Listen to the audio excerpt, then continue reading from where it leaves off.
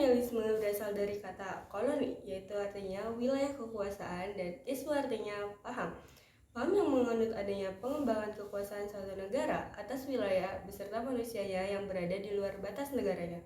Kolonialisme dibedakan menjadi tiga, yaitu kolonialisme eksploitasi, kolonialisme penduduk, dan kolonialisme deportasi. Kolonialisme eksploitasi, penguasaan wilayah yang dikuras habis sumber daya alam demi keuntungan negara penjajah. Kolonialisme penduduk, upaya menyingkirkan penduduk di daerah jajahannya sehingga lebih banyak ditempati oleh penduduk negara penjajah. Kolonialisme deportasi, yaitu wilayah koloni yang dijadikan tempat pembuangan narapidana oleh negara penjajahnya.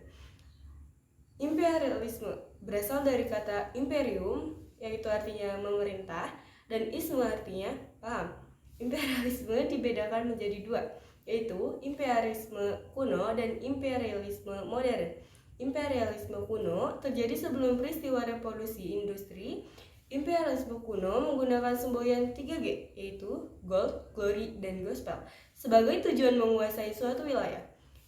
Imperialisme modern ini terjadi setelah peristiwa revolusi. Tujuannya tak lagi sekedar 3G. Perkembangan imperialisme dan kolonialisme di Indonesia.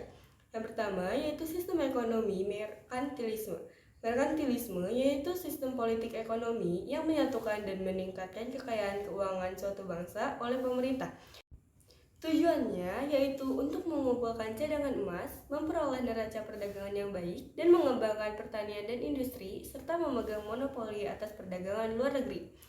Merkantilisme berkembang di era Eropa Barat pada abad 15. Prinsip negara yang menganut merkantilisme berusaha mendatangkan dan memiliki emas atau logam mulia sebanyak-banyaknya, meningkatkan kegiatan industri, dan mengubah bahan baku menjadi bahan jadi yang siap untuk diekspor. Negara mengatur perekonomian yang mewujudkan dalam berbagai peraturan dan turut terlibat dalam berbagai kegiatan usaha perdagangan. Selanjutnya yaitu ada reformasi gereja. Reformasi gereja di Eropa tidak terlepas dari gagasan Renaissance yang mulai berkembang di Italia pada awal abad ke-15 Masehi. Paham-paham baru seperti sekularisme, individualisme, humanisme berusaha untuk meruntuhkan dominasi gereja, tatanan kehidupan masyarakat Eropa. Reformasi gereja yaitu suatu upaya untuk mengembalikan ajaran agama Nasrani sebagaimana yang diatur dalam kitab suci Injil. Reformasi gereja di Eropa berlangsung pada pertengahan abad ke-15. Dampak reformasi gereja bagi perkembangan agama Nasrani adalah agama Nasrani terpecah menjadi dua, yaitu Katolik Roma dan Kristen Protestan. Latar belakang reformasi gereja, adanya penyimpangan ajaran Kristen, terutama pada adanya praktik penjualan surat pengampunan dosa, korupsi yang dilakukan oleh uskup dan petinggi agama Kristen, adanya keinginan dari Eropa untuk membebaskan diri dari kepemimpinan Paus. Reformasi gereja dipelopori oleh Martin Luther pada tahun 1517 mengeluarkan 95 tesis yang berisikan protes terhadap konsep pengampunan dosa yang dilaksanakan oleh Paus. Tesis tersebut disebarkan oleh Martin Luther di berbagai pintu gereja. Peristiwa tersebut merupakan awal mula dari gerakan reformasi gereja di Eropa. Gerakan protes dari Martin Luther mendapatkan reaksi yang keras dari pihak gereja. Pengucilan Martin Luther tidak membuat gerakan reformasi gereja surut. Gerakan Martin Luther yang mendapatkan dukungan dari pemimpin-pemimpin Jerman mampu meruntuhkan kekuasaan Paus di wilayah Jerman. Untuk menggantikan gereja lama, Martin Luther mendirikan gereja Lutheran yang menjadi gereja negara Jerman. Reformasi gereja juga berkembang di negara-negara Eropa lain. Menurut buku sejarah pemikiran reformasi 1997, karya Alistair John Calvin dari Prancis 1509 sampai 1564 memimpin sebuah ajaran bernama Calvinis yang mengikutinya berasal dari Belanda, Inggris, dan Skotlandia.